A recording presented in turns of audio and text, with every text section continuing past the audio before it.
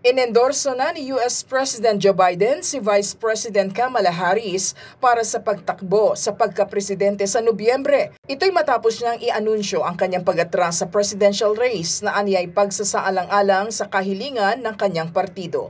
Ayon kay Biden, tututukan na lang niya ang pagganap sa kanyang tungkulin sa natitirang panahon sa kanyang termino. Malugod namang tinanggap ni Harris ang pag-endorso ni Biden kasabay ng pahayag ng intensyong ipanalo ang eleksyon.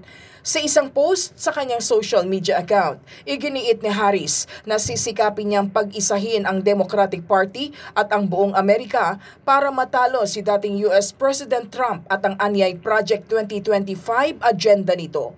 Sakaling manalo sa halalan, si Harris ang magiging kauna-unahang babaeng Pangulo ng Estados Unidos.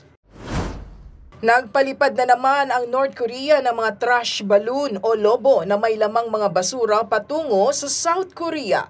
Ayon sa South's Joint Chiefs of Staff, una nang inulit ng militar ng South Korea ang round-the-clock loudspeaker broadcast campaign nito noong Biyernes patungong North bilang ganti sa anilay hindi katanggap-tanggap na aksyon ng Pyongyang na pagpapadala ng basura sa border. Maaalala na nitong Mayo nang magsimula itong magpalipad ng libu-libong lobo na may nakakabit na bag ng basura, bagay na pinagmumulan ng tensyon ng dalawang panig. Isang orphanage naman sa Malawi ang nagpapatuloy sa mga batang walang matirahan. Layo ng foundation na tulungan ang mga bata upang sila ay maging matagumpay sa buhay.